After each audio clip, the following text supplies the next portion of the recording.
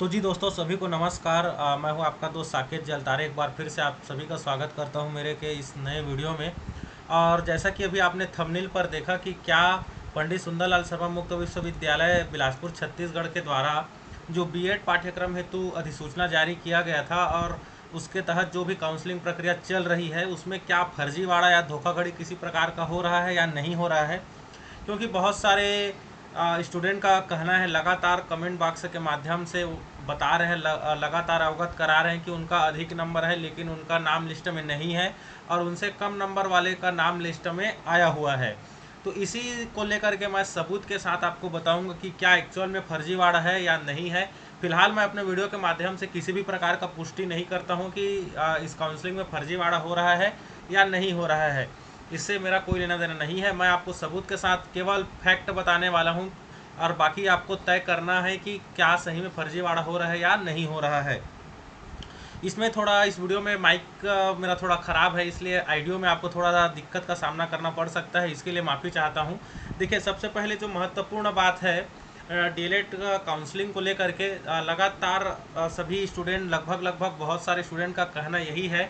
अब जिनका एडमिशन हो गया है उनको तो कोई दिक्कत नहीं है, लेकिन जिनका नाम नहीं आया है, जिनका नंबर अच्छा है 60-65 है, वो एससी कैटेगरी से है, एक ऐसे पीएच कैंडिडेट है जिसका नंबर 40-45 है, उसको भी कॉलेज नहीं मिल रहा है, बल्कि कम नंबर वाले को कॉलेज मिल जा रहा है।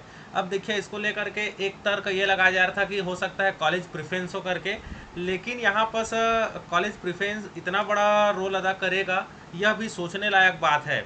लेकिन जहाँ तक मुझे लगता है कि फर्जी वर्जी वाला कुछ नहीं होगा, क्योंकि यूनिवर्सिटी से क्या मतलब है कि इनको सीट देना है या कि इनको नहीं देना है करके। लेकिन इस पर सवालिया चिन्ह इसलिए बन रहे हैं क्योंकि इसमें किसी प्रकार की पारदर्शिता नहीं है।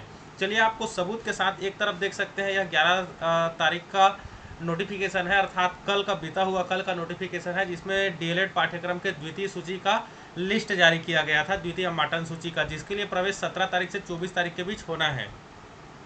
अब यहाँ पर आपको महत्वपूर्ण आंकड़ा मैं यहाँ पर बताऊंगा। आप अपने दूसरी तरफ देखेंगे SCERT का अधिसूचना।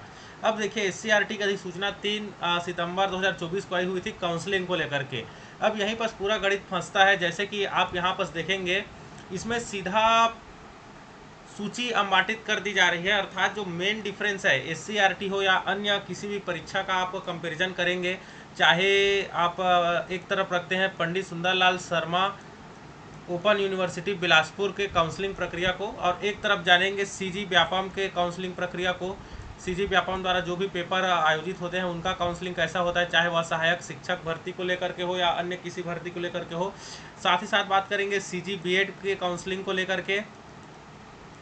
इसी प्रकार से सीजी डीएलएड के काउंसलिंग को लेकर के यहाँ पर आपको बताने वाला हूँ, चाहे वह पीटी पेपर का हो या पीएटी का हो, एग्रीकल्चर के लिए हो या जो भी बीएससी नर्सिंग हो, एमएससी नर्सिंग हो, किसी भी प्रवेश परीक्षा का काउंसलिंग है, इसमें बहुत ही जमीन आसमान का अंतर देखने को मिलेगा। कैसे मिलेगा, कौन सा महत्वपूर्ण डिफरेंस है, इसमें पारदर्शिता क्यों नहीं है, इस पर आपको बात करूंगा। देखिए, पंडित सुंदरलाल शर्मा मुक्त विश्वविद्यालय संचालित जो डीएलएड पाठ्यक्रम है, इससे संबंधित टोटल 27 कॉलेज है जहां अध्ययन केंद्र है। काउंसलिंग के लिए 2 अलग से कॉलेज और यहां पर नियुक्त किए गए हैं।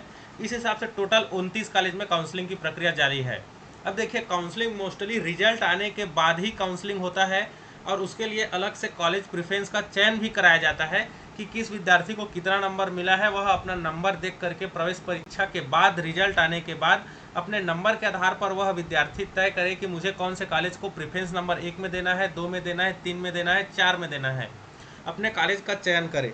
लेकिन यहाँ होता क्या है, पंडित सुंदरलाल शर्मा में पारदर्शिता बरती नहीं जाती है। जिस समय प्री बीएड प्रवेश परीक्षा हेतु ऑनलाइन फार्म भराया जाता है, संभवतः यह मार्च, अप्रैल, मई, जून और ज़्यादा से ज़्यादा जुलाई, यह 4 महीने के अंतर ही इसके लिए प्रवेश परीक्षा हेतु फार्म भराया जाता है। उसी समय ही एक बहुत ही बड़ा यहाँ पर फैक्टर देखने को मिला कि उसी समय ही कॉलेज प्रेफरेंस तय करने के लिए बोल दिया जाता है कि आप अभी समय चयन कीजिए कि आप कहाँ पढ़ाई करना चाह रहे हैं। मोस्टली ऐसा होना ही नहीं चाहिए, क्योंकि किसी भी विद्यार्थी को कैसे पता रहेगा कि उसका एग्जाम कैसे जाने वाला है या उसका कितना नंबर आएगा। तो यह तो जो काउंसलिंग प्रक्रिया वह पूरी तरीके से गलत है, चाहे प्राइवेट हो, क्योंकि इससे जो संबंधित पाठ्यक्रम है वह प्राइवेट है और इससे जो होता है वो नियमित है। लेकिन ऐसा कहीं देखने को नहीं मिलता, चाहे वह JEE के तहत इंजीनियरिंग संस्थान में प्रवेश की बात हो या सीजी व्यापम द्वारा आयोजित एससीईआरटी जो काउंसलिंग लेता है उसका, जैसे कि आप अभी देख रहे हैं, रिजल्ट आने के बाद कॉलेज प्रेफरेंस करना होता है। इसी प्रकार से इसमें ऐसा नहीं होता है, चाहे वो बीएड हो, डीएलएड हो, पीईटी हो, पीएटी हो, बीएससी नर्सिंग हो, एमएससी नर्सिंग हो, पोस्ट बेसिक नर्सिंग हो, बीए बीएड हो, बीएससी बीएड हो, कुछ भी हो, इसमें रिजल्ट आने के बाद ही काउंसलिंग की प्रक्रिया होती है। अर्थात कॉलेज आप जितना नंबर पाए हैं, क्या आपको गवर्नमेंट कॉलेज मिलेगा, प्राइवेट कॉलेज मिलेगा, इसका चयन आपको करना होता है रिजल्ट आने के बाद। लेकिन यहाँ पर पंडित सुंदरलाल शर्मा मुक्त विश्वविद्यालय क्या करता है, ऐसा नहीं करता है। क्यों नहीं करता है, क्या यहाँ सेटिंग चलता है या कुछ और है, इस पर भी जांच करेंगे।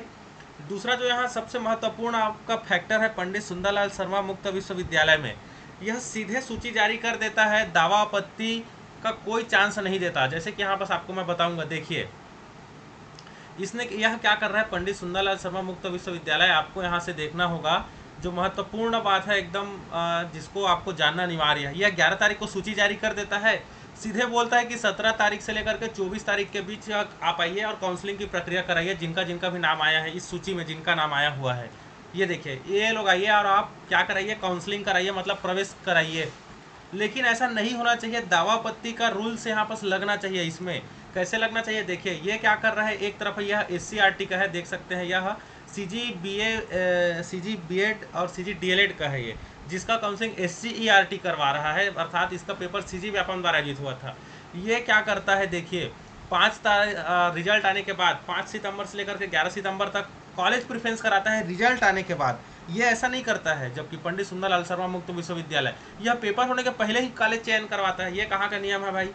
दूसरा यहाँ पर देखिए ये क्या करता है, प्रथम सूची जो आएगा उसमें यदि आप चाहें, किसी पर आपको शक हो रहा है, किसी को कम नंबर मिला है और उसको कॉलेज मिल गया है बल्कि आपको नहीं मिला है, तब की स्थिति में आप दावा आपत्ति कर सकते हैं 16 सितंबर से 18 सितंबर के बीच में। अर्थात यदि आपको इसमें शंका है तो आप दावा आपत्ति कीजिए, उस दावा आपत्ति का निराकरण करने के बाद ही ये लोग, देखिए 16 से लेकर के 18 तक जिसको जिसको भी लगता है कि यहाँ फर्जीवाड़ा हो रहा है या आपको शंका है, तो आप यहाँ पर दावा आपत्ति कर सकते हैं एससीईआरटी द्वारा आयोजित काउंसलिंग में, अर्थात सीजी बीएड एवं सीजी डीएलएड में। फिर दावा आपत्ति समाप्त होने के बाद 19 तारीख को फाइनल लिस्ट जारी किया जाएगा और यहाँ पर 19 से लेकर के 24 तक प्रवेश प्रक्रिया चलेगी। अर्थात इसमें पूरी तरीके से पारदर्शिता बरती जा रही है कि आपको किसी प्रकार का कॉलेज आवंटन में किसी प्रकार का कोई गड़बड़ी ना हो, कोई किसी को शंका ना रहे। यहाँ पर पूरा पारदर्शिता बरता जा रहा है। वही बात की जाए यहाँ की, तो यहाँ तो ऐसा कुछ नहीं हो रहा है, दावा आपत्ति भी नहीं हो रहा है और ना ही यहाँ पर क्या बोलते हैं, काउंसलिंग के लिए अभी कॉलेज प्रेफरेंस के लिए अवसर दिया जा रहा है। ये बहुत ही गलत नियम है यहाँ पर पंडित सुंदरलाल शर्मा मुक्त विश्वविद्यालय बिलासपुर छत्तीसगढ़ में। ठीक है, यहाँ तक भी समझ आता है कि आप पेपर के पहले, जो कि गलत है, सरासर गलत है, पेपर के पहले आप कैसे पता चलेंगे कि आपका कितना नंबर आने वाला है और आपका पेपर कैसे जाएगा कि आप गवर्नमेंट कॉलेज लेंगे या प्राइवेट कॉलेज लेंगे। इसी समय यह विद्यार्थियों को धोखे में रख करके एक तो काउंसलिंग करवाता है, अर्थात कॉलेज प्रेफरेंस कराता है। दूसरा जो महत्वपूर्ण बात है, चलिए आपने इसको भी हम साइड में करते हैं, आपने काउंसलिंग प्रक्रिया करवा ली, जब मेरिट लिस्ट आता है तब आपको दावा आपत्ति आप क्यों नहीं करवाते हैं, ये दूसरा सबसे बड़ा मेन फैक्टर है। जैसे कि एससीईआरटी करवा रहा है, यहाँ पर देख सकते हैं। अब कुछ विद्यार्थी यहाँ पर ये बोलेंगे कि भैया ये तो नियमित है, पंडित सुंदरलाल शर्मा वाला, जिनका एडमिशन हो चुका है वे तो अब यही बोलेंगे, और जिनका नहीं है उनके लिए समस्या की बात है। तो भैया नियमित और रेगुलर ऐसा कहीं देखने को नहीं मिला है कि नियमित में ऐसा ही काउंसलिंग होगा करके। यूजीसी के जब आप गाइडलाइन में जाएंगे, अब इसके लिए यूजीसी का गाइडलाइन को फॉलो करना होगा, और मैं यूजीसी के जो उच्च आयुक्त हैं, जो डायरेक्टर हैं, वहाँ के जो डिपार्टमेंट के सेक्रेटरी हैं, इन सभी को लेटर लिखूंगा इस संबंध में कि ऐसा क्यों हो रहा है करके। एक और जो दूसरा यहाँ पर फर्जीवाड़ा का एक और जो संकेत देखने को मिल रहा है कि देखिए यहाँ पर जब दूसरा आवंटन यहाँ पर दोहराकरण किया जा रहा है, किनके लिए दोहराकरण हो रहा है, प्रवेश प्रक्रिया को लेकर के। कैसे दोहराकरण हो रहा है, जहाँ पर देखिए अनिवार्य जब डॉक्यूमेंट के आप सूची में आएंगे तो 7वें नंबर पर आप देख सकते हैं गैर संपन्न वर्ग के लिए वर्तमान आय प्रमाण पत्र प्रस्तुत करना करके अनिवार्य कर दिया गया, जबकि यही इनके लिए अनिवार्य नहीं किया गया था। काउंसलिंग जो पहले चरण में शामिल हुए थे, हालांकि कुछ कॉलेज में दबावपूर्वक मांगा जा रहा था, बिना नियम कानून के ये लोग आय प्रमाण पत्र मांग रहे थे ताकि किसी स्टूडेंट को प्रवेश देने से वंचित किया जा सके करके। इसको लेकर के मैंने आधिकारिक ईमेल भी किया था यूनिवर्सिटी को, जिस पर उन्होंने इस पर अपनी गलती भी मानी है। अब आपको मैं बताना चाहूँगा, पहला काउंसलिंग का जो लिस्ट है उसको भी सामने निकाल के आपको दिखाना चाहूँगा। चलिए यहाँ पर मैं ढूंढ लेता हूँ। पहला जो आया था वह 31 तारीख को आया हुआ था, 31 या 30, 21 अगस्त को आया हुआ था। अब 21 अगस्त को यहाँ पर देखता हूँ मैं, ये देखिए यह मिल गया मुझे डॉक्यूमेंट। अब इसको भी आपको मैं निकाल करके स्पष्ट बताता हूँ। देखिए ये 21 अगस्त 2024 का प्रथम डॉक्यूमेंट वेरिफिकेशन के लिए जो लिस्ट आया हुआ था, जिसके लिए दिशा निर्देश जारी किए गए थे, इनके लिए नियम क्यों अलग था भाई और दूसरे वालों के लिए अलग क्यों है। अब देखिए यहाँ पर जब आप आवश्यक दस्तावेज की सूची में जाएंगे, देखिए वीडियो को आपको ध्यान से देखना होगा, सही बात पर मैं सही फैक्ट पर बात कर रहा हूँ, कोई मनगढ़ंत कहानी लेकर के आपके बीच नहीं आया हूँ। अब देखिए यहाँ पर जो है आधार कार्ड से संबंधित कोई ऐसा बात किया ही नहीं गया है। जाति प्रमाण पत्र के बगल में यहाँ पर स्पष्ट रूप से लिख दिया है 6वें नंबर पे। देखिए जाति प्रमाण पत्र के बगल में यदि आप ओबीसी हैं तब आपको क्या लग रहा है, आय प्रमाण पत्र, जबकि प्रथम काउंसलिंग में ऐसा तो कुछ नहीं है। यह प्रथम काउंसलिंग है या द्वितीय काउंसलिंग का लिस्ट है। ये देखिए आपको बताना चाहूँगा, आपका ये रहा। देखिए 7वें नंबर पे जाति प्रमाण पत्र बोल रहा है, और एक और डॉक्यूमेंट अनिवार्य कर दिया कि यदि आप अन्य पिछड़ा वर्ग, गैर संपन्न वर्ग अर्थात नॉन क्रीमी लेयर, जिसमें 2 कैटेगरी होता है, संपन्न वर्ग और गैर संपन्न वर्ग। तो गैर संपर्क अर्थात एनसीएल, नॉन क्रीमी लेयर, इनके लिए क्या बोल दिया गया है, अलग से नियम लागू किया कि आप आय प्रमाण पत्र लेकर के आइए। तो क्या सभी छात्र अब आय प्रमाण पत्र बनवाएंगे? इसके इतना तो टाइम ही नहीं है, कैसे मिलेगा भाई आय प्रमाण पत्र इतना जल्दी, जो कि सोचने वाली बात है। आप पहले काउंसलिंग के लिए अलग नियम लाते हैं, दूसरे के लिए आप अलग नियम लाते हैं, क्या हो रहा है यूनिवर्सिटी में? कौन सा नशा करके बैठा है यूनिवर्सिटी? यह सोचने वाली बात है, इस पर आपको आवाज उठाने की बात जरूर है। आप यूजीसी को इस पर संज्ञान लेने की आवश्यकता है। ऐसा कैसे हो रहा है? देखिए यहाँ पर दस्तावेज प्रमाणीकरण की सूची है, जो ये आधिकारिक पीडीएफ है, आप इसका एनालिसिस कीजिए 21 अगस्त 2024 को। अब जिनका नाम आया हुआ है वे छात्र कहाँ जाएंगे या कैसे करेंगे? आप बार बार दूसरे हर चरण में आप अपना नियम बदल रहे हैं भाई। ये तो बाकी नियम समझ आता है कि आप दूसरे में नियम चेंज कर रहे हैं क्योंकि राउंड दूसरा है तो, लेकिन यार जो आवश्यक दस्तावेज है आप दोनों बार में कैसे चेंज कर सकते हैं? और आप ओबीसी से ही क्यों मांग रहे हैं? जो गैर संपन्न वर्ग है उससे ही आय प्रमाण पत्र भाई आप मांगिए, एससी से भी मांगिए, एसटी से भी मांगिए, सबसे मांगिए। अब उनसे मेरा कोई मतलब बैर नहीं है, मेरा केवल यही कहना है, एससी एसटी वालों से मुझे ना कोई दिक्कत है, ना जो पहले चरण में जिन्होंने एडमिशन ले लिया है उनसे मेरा कोई दिक्कत नहीं है, कोई शिकवा शिकायत नहीं है। लेकिन यहाँ पर आप पारदर्शिता क्यों नहीं बरत रहे हैं, यह मेरा सबसे बड़ा सवाल है विश्वविद्यालय को लेकर के, पंडित सुंदरलाल शर्मा मुक्त विश्वविद्यालय को लेकर के। आप हर बार अपना नियम चेंज कर देखिए। यहाँ पर जाति प्रमाण पत्र बस बोला गया था, अन्य ओबीसी वालों के लिए ऐसा कुछ नियम नहीं था। यहाँ पर 12 नियम है। यहाँ पर सब जब आप जाएंगे तो कब की स्थिति में, प्रथम माटन सूची जब जारी किया गया था 21 अगस्त की स्थिति में 12 दिशा निर्देश, मतलब 12 यहाँ पर आपको गाइडलाइंस हैं, मतलब 12 अनिवार्य डॉक्यूमेंट है। और जब आप यहीं इसमें जाएंगे जो कल निकला था, इसमें अब आप जब आ करके देखेंगे तो यहाँ पर एक और एक्स्ट्रा बढ़ा दिया गया है, ये 13 ठो यहाँ पर अलग से और डाल दिया अनिवार्य डॉक्यूमेंट। ऐसा कैसे हो गया भाई? क्या अन्य पिछड़ा वर्ग, गैर संपन्न वर्ग है, उनके लिए क्यों यहाँ पर दोहरा नीति अपनाई जा रही है? प्रथम चरण में ऐसा दोहरी नीति क्यों अपनाई नहीं गई? प्रथम चरण में जो एडमिशन लिए, हालांकि कई विश्वविद्यालय में दबाव पूर्वक इस पर उनको बेचारे को वंचित करने का प्रयास किया गया कि उनको किसी तरीके से सीट यहाँ पर खाली हो जाए, उनको प्रवेश नहीं दिया जा रहा था। बहुत सारे बीआईटी के ही कॉलेज को लेकर के मैं यहाँ पर बात कर रहा हूँ। ऐसा क्यों हो रहा है, यह सोचने वाली बात है। क्या एक्चुअल में फर्जीवाड़ा हो रहा है या नहीं हो रहा है, अब आपको तय करना है खुद। एक तो ये दावापत्ती नहीं करते हैं, दावापत्ती जैसा कोई नियम लागू नहीं करते हैं। दूसरा जो महत्वपूर्ण बात यह है कि ये लोग काउंसलिंग उस समय कराते हैं जब पेपर ही नहीं हुआ रहता है। ये संसार में पहला बार ऐसा नियम मैं यहाँ पर देखने को मिला। जब ये वीडियो में डीपली एनालिसिस कर रहा हूँ, मैं पूरे डाटा निकाल रहा हूँ, तब मेरे को पहली बार पता चला कि भाई आपका पेपर से पहले ही कॉलेज प्रेफरेंस करना होता है। जबकि दुनिया में, संसार में, अब मंगल ग्रह में भी जाएंगे ना, वहाँ भी कॉलेज होगा तो पेपर के बाद ही यहाँ पर काउंसलिंग का नियम लागू होता होगा। फिलहाल अभी यूजीसी का नियम मैं ठीक से नहीं पढ़ा हूँ, हो सकता है मुझसे कोई किसी प्रकार का त्रुटि हो सकता है। अभी यूजीसी का नियम पढ़ूंगा, और यदि नियम में किसी भी प्रकार का यदि यूनिवर्सिटी के द्वारा इसमें लापरवाही बरती गई होगी तब तो बहुत ही गड़बड़ की बात है भाई। एक, आप पारदर्शिता नहीं बरत रहे हैं। आप अपने प्रत्येक चरण पर जो अनिवार्य डॉक्यूमेंट है, मैं अन्य दिशा निर्देश या नियम के बारे में नहीं बात कर रहा हूं भाई। जो भी प्रवेश ले रहा है, चाहे वो प्रथम चरण में हो या द्वितीय चरण में हो, दोनों को समानता का अधिकार है, दोनों के लिए समान नियम अनिवार्य होने ही चाहिए। आप ऐसा कैसे कर सकते हैं कि दूसरे वालों के लिए आप 13 ठो अनिवार्य डॉक्यूमेंट लेकर के आएंगे और प्रथम वाले के लिए 12 लेकर के आएंगे, और वो भी आप प्रथम चरण में भी ऐसी दादागिरी देखने को मिल रही थी। कैसे मिल रही थी? कई कॉलेजों के द्वारा यहाँ पर आय प्रमाण पत्र को अनिवार्य रूप से उनके द्वारा थोपा जा रहा था।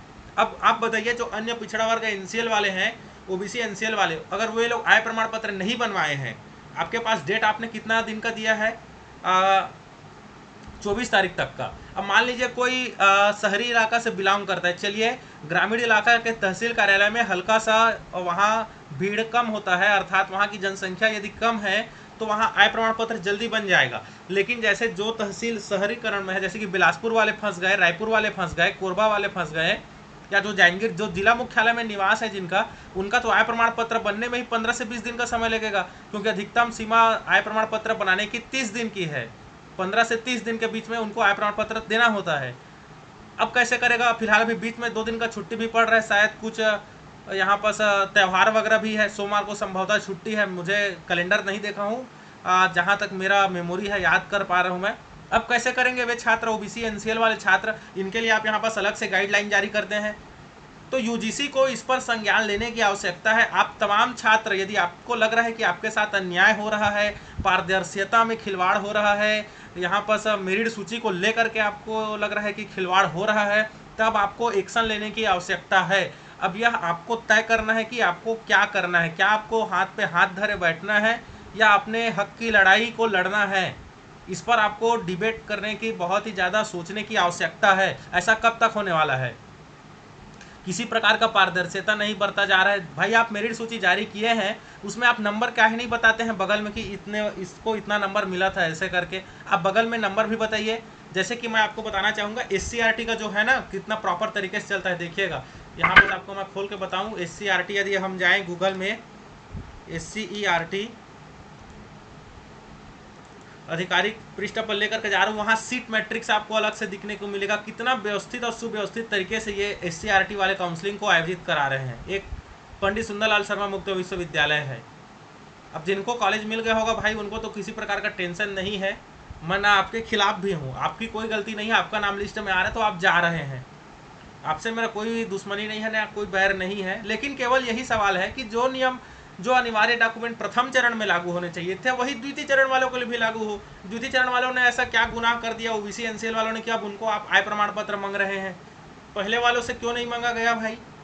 ये सवाल है। आप पारदर्शिता इनके जैसे क्यों नहीं बरत रहे हैं? जैसे आप ऑनलाइन काउंसलिंग के इसमें आ जाता हूँ फिलहाल, यहाँ से आपको देखिए, यदि मैं बीएड पर क्लिक करूँगा या डीएलएड, आप जिसमें भी क्लिक करेंगे, देखिए यहाँ से आप कितने इंस्टीट्यूट है, सीट मैट्रिक्स कैसा है, कितने वर्ग के लिए कितना कितना सीट है, अलॉटमेंट सीट मैट्रिक्स आपको देखने को मिल जाएगा 18 तारीख को।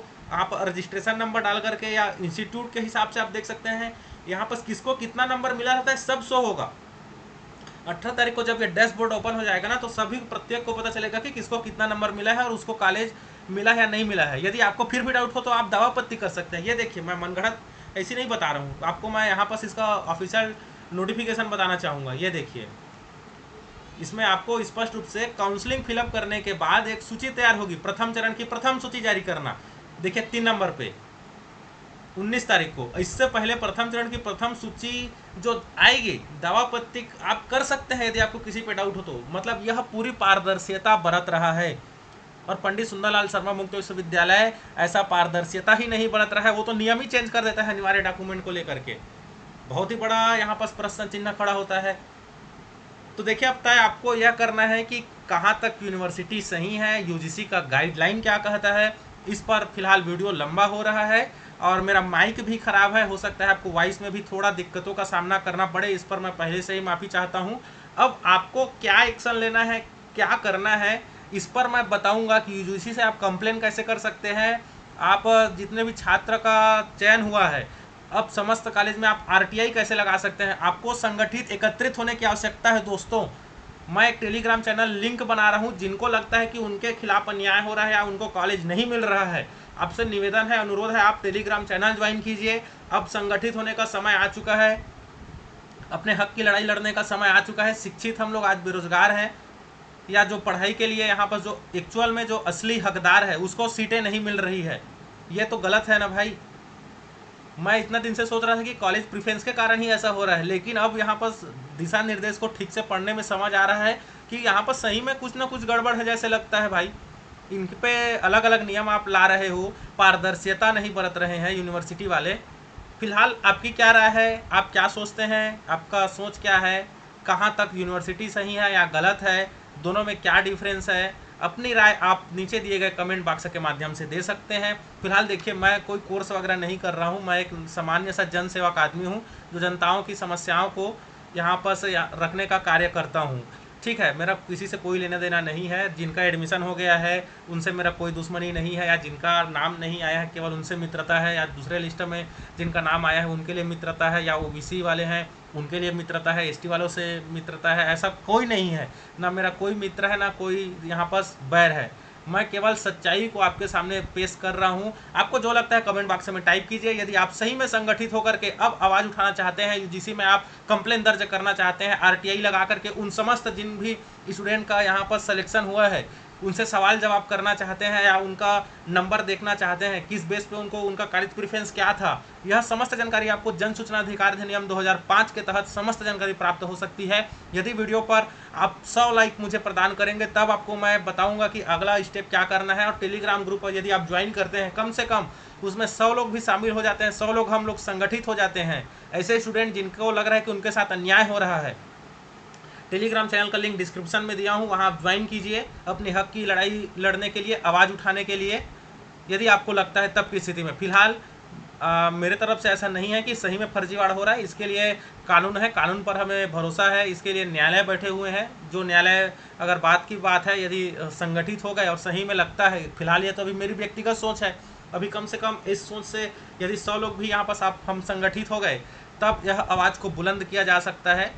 फिलहाल इस वीडियो में इतना ही। अपनी राय आप कमेंट बॉक्स में जरूर लिखिए। सभी को जय जोहार, राम राम, नमस्कार। यदि वीडियो सही में पसंद आए, आपने अंत तक वीडियो देखा है, प्लीज़ लाइक कर दीजिए। चैनल पर नए हैं या अभी तक सब्सक्राइब नहीं किया तो सब्सक्राइब कीजिए, और वीडियो को आगे अपने दोस्तों के साथ शेयर जरूर कीजिए। सभी को जय जोहार, राम राम, नमस्कार।